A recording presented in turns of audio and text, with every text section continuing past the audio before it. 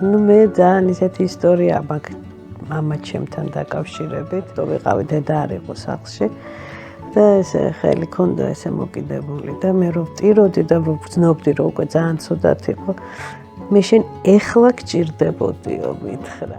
იმიტომ არა რომ მამაჩემი იყო, აი სულ ვეძებ ეგეთ ხალხს და არ არის. მამამ მომიყვანა აქამდე და დღესაც აი რამე რომ ისე რაღაცა რომ გამიჭირდება და რაღაცა სულ ვფიქრობ რომ აი რომ რაღაცა უნდა დამეხმაროს ახლა ისე სხვანაირად არ შეიძლება. და მთელი ლექცია ყვებოდა მამას ისტორიებს, ტიროდა და მე აქეთ გვერდზე ვიჯექი და ვტიროდი. აი ეს არ დამავიწყდება არასდროს. მე ჩემ თავზე არ ვფიქრობდი მაშინ როცა ეს ტრიალებდა. მე ვფიქრობდი ჩემ შვილებზე, მე ვფიქრობდი ჩემ ბიჭებზე, რომ დედაზე რო ასე უწერენ, განვიცადე რა თქმა უნდა. არ გკითხავთ სპექტაკლის შესახებ. გკითხავთ?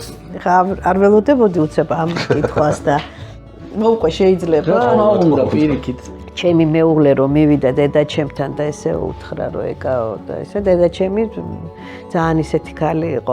პაპა, მაგიო არაფრის მაქნისი არ არის ჩემზე. ჩემო ამხანაკმა ხა თეატრალურზე მსახიობი უნდა რომ გამოვიდეს და ბებია ჩემო გადაესვენა.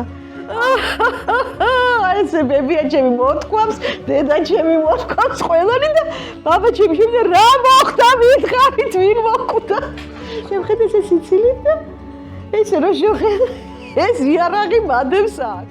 ეს ტრიალე ესე შევედით და უცებ შყროდა შემოვარდა წყალი.